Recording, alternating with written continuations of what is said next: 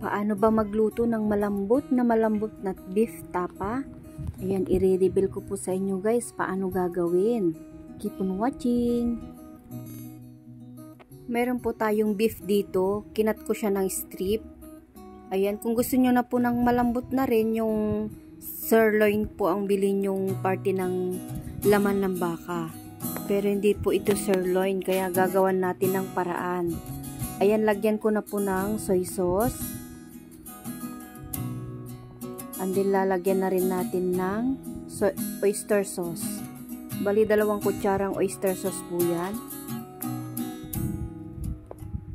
Mag-a-add din po tayo ng calamansi juice.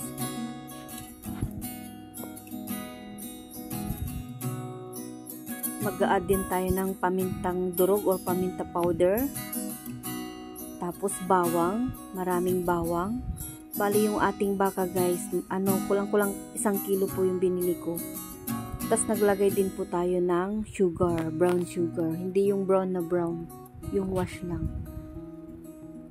Tapos po ito po yung ating sinasabi kong pampalambot ng ating baka. Lalagyan natin ng, ayan guys, ito po yung sikreto para lumambot po yung ating baka. Lagyan natin ng baking soda. Huwag pong marami para hindi naman lasang mapait. Yung lang, bali yung nilagay ko lang po sa 1 kilo, kalahating kutsaritang maliit. Ayan, tapos takpan natin, i-marinate natin. Masarap guys pag overnight natin i-marinate.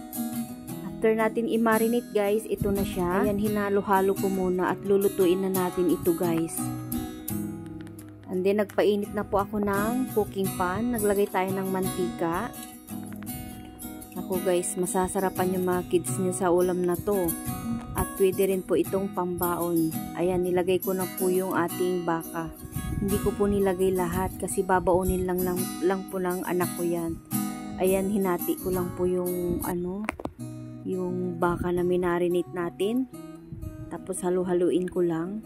Perfect po talaga ito sa mga pambaon. Ayan, balikan natin. Ayan, ang bango nito guys. Ang sarap na. Napakasimple lang po ng mga ingredients na nilagay natin. Huwag nyo pong kalilimutan yung ating pampalambot.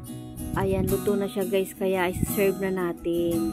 So ayun po, sana may natutunan kayo sa video ito. Marami pong salamat sa inyong panonood. Paki-like and share naman po. Hanggang sa muli po. Bye!